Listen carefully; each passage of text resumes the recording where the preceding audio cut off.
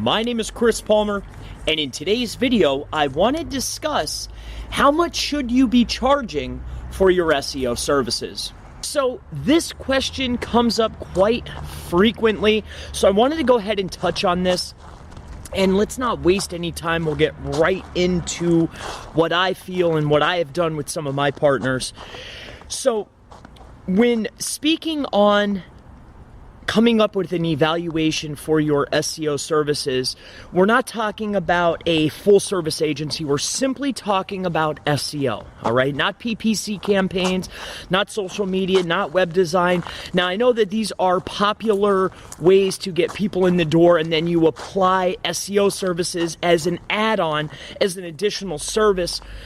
But we're speaking just on how to price your SEO services. How much should you charge? So in determining this, you really need to start with your customer avatar. If you have not sat down and decided what your best customer avatar is, then you can't really go to step number 2. Now, determining your customer avatar is really going to set your price on an hourly basis, because a lot of times people will come and let's just say, for instance, that customer A only wants to spend $500 to $600, or because of other service providers that charged by the keyword, because the keyword per click is only worth so much, they're used to paying X amount. If you're running into this problem, then you need to change your customer avatar. If you want to demand and command a higher dollar, then you need a different customer avatar so you can get more per hour. And this is going to bring me into number 2. So number 2 is, what is your time worth? Are you working with somebody? Do you have a team? What is your time worth? Now, you can look at the averages and what's common and this and that, but at the end of the day, what's your time worth? Do you feel that your time, and because of your skill set, these two things play hand in hand? Is your time worth $50 an hour, $75 an hour, $100 an hour, $200 an hour? Now, I feel if you are at least an intermediate advanced SEO, you should be commanding and demanding at least 50 plus per hour. But again, what's your skill set? So number 1 is your customer avatar.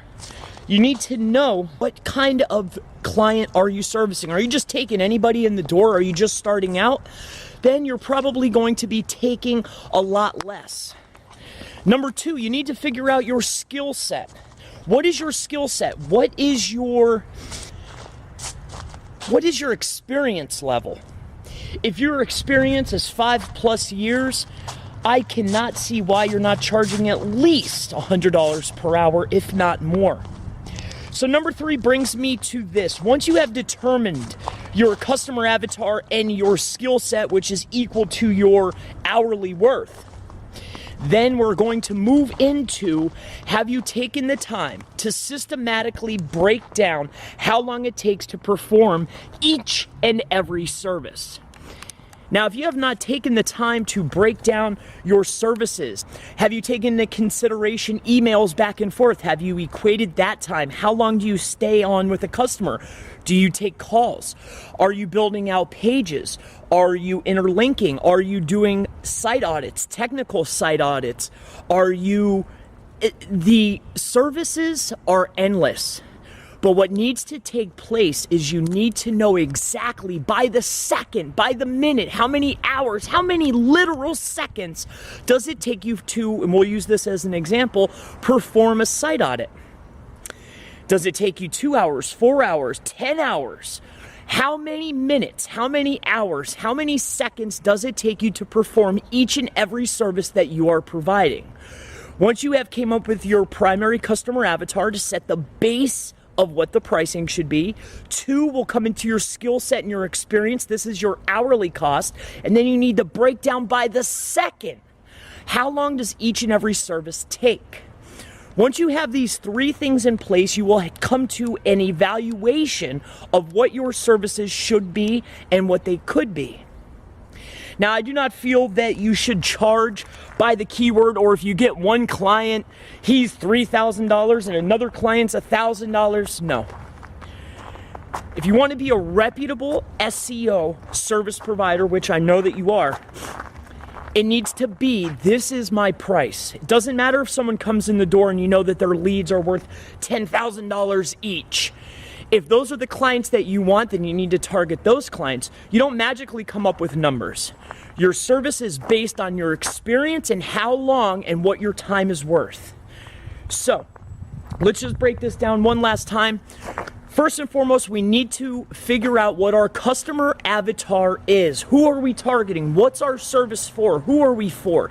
This makes it easier to, in the long run, when, link building and creating content. If you only focus on select industries, trust me, it will help you out in the long run. 2, what is your experience? What is your time worth?